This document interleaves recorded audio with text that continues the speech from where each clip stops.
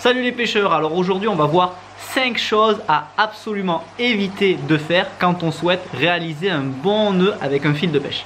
Donc la première chose que je vais faire, et qui est souvent la plus grosse erreur quand on réalise un nœud, c'est tout simplement de faire son nœud, de le serrer, et tchac, de le serrer fort comme ça, sans l'avoir mouillé au préalable. C'est-à-dire que chaque fois qu'on réalise un nœud, au moment de le serrer, on l'humidifie, on le mouille en fait pour qu'au moment où on va le serrer, le fil ne va pas se brûler sur la longueur en fait. Parce que si vous prenez, vous serrez tchac d'un coup fort, le nœud effectivement il va venir très vite se réaliser. Par contre, il va se brûler et en fait le nœud en se brûlant va perdre de sa résistance. Donc en fait vous allez faire un beau nœud, magnifique. Par contre, il sera déjà à moitié fatigué. Donc en fait ça sert à rien de pêcher, ça risque de casser beaucoup plus rapidement que si vous avez fait un bon nœud en ayant bien mouillé.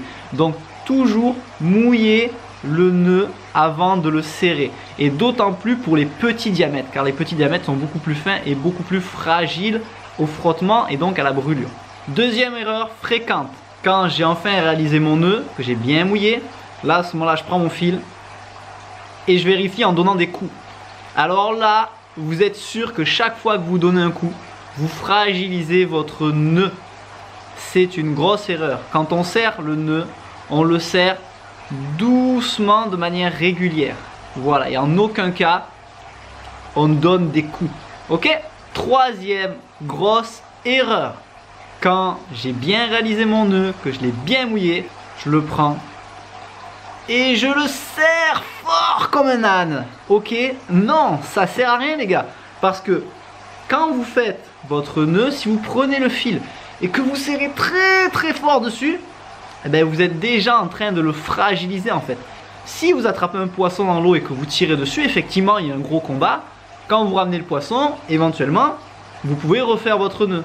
Mais ça sert à rien de prendre son montage et de le tirer fort, direct, après l'avoir réalisé. Là vous êtes sûr que vous avez fragilisé le fil et le nœud. Ensuite, un autre paramètre qu'il faut bien regarder, c'est que chaque nœud, une fois qu'il est bien réalisé, a une forme bien précise. Quand on regarde, certains nœuds, ils ont une forme bien régulière. Les spires sont venus se mettre côte à côte bien de manière régulière. Et donc là, à vue d'œil, on sait que notre nœud est bien réalisé. Mais des fois, quand vous faites votre nœud, vous le nouez, vous le serrez, et là, vous n'avez pas fait gaffe, il y a un spire qui est venu croiser un autre spire.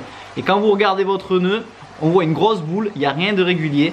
Là, clairement, si vous, dans votre tête, vous checkez le nœud, vous le regardez et vous voyez qu'il y a une forme bizarre, ou alors qu'il n'est pas comme d'habitude, ou alors que vous ne le trouvez pas beau, ne cherchez pas. Le doute, c'est qu'il n'y a pas de doute. Vous prenez, vous coupez, vous refaites direct. Parce que la moindre petite erreur, le moindre petit truc qui ne va pas sur votre nœud, vous pouvez être sûr que c'est ce jour-là que vous allez piquer le poisson de votre vie et que vous allez le louper parce que ce jour-là, vous avez eu la flemme de refaire votre nœud. Ok les gars? Et la cinquième plus grosse erreur, c'est de ne pas refaire ses nœuds. Parce que le nœud, une fois que vous l'avez fait, que vous avez pêché avec, vous avez tiré dessus. Des fois on a accroché le fond, on tire pour se décrocher, on a fait quelques poissons, on a accroché une branche. Ou alors ça fait 2 semaines que l'hameçon il est toujours au bout de la canne, mais oh, on a eu la flemme de refaire un nœud pour changer parce qu'on voulait vite aller à la pêche. Les nœuds, avec le temps, ça s'use. Ok, donc il vaut mieux le refaire régulièrement. Comme ça, quand vous coupez, vous êtes toujours sur un fil neuf et pas sur le même vieux fil qui tient l'hameçon depuis des décennies ou de 3 semaines ou 2 jours ou 4. Ça c'est pas bon, notamment si vous pêchez en mer. Le sel, ça a tendance aussi à brûler le plastique du fil.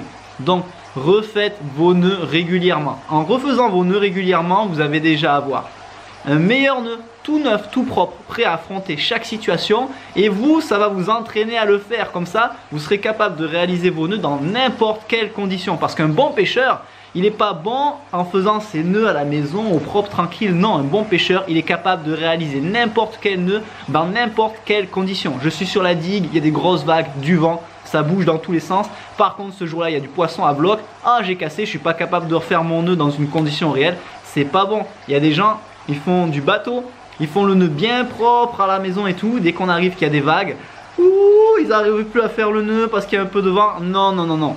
Plus on s'entraîne à faire un nœud, plus il va être efficace et surtout plus on sera capable de le renouveler en n'importe quelle situation. Ok les gars, donc entraînez-vous à faire les nœuds, Il n'y a pas de secret. Pour savoir bien faire un nœud, il faut s'entraîner, s'entraîner, s'entraîner, s'entraîner. Et un jour, vous arriverez et vous allez le faire les yeux fermés, nickel chrome, avec les bons réflexes. Ok?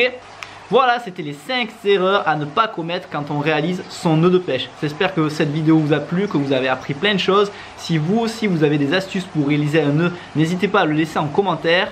Et souvenez-vous, un bon nœud, c'est des soucis en moins et un gros poisson à la clé le jour où celui-ci va mordre.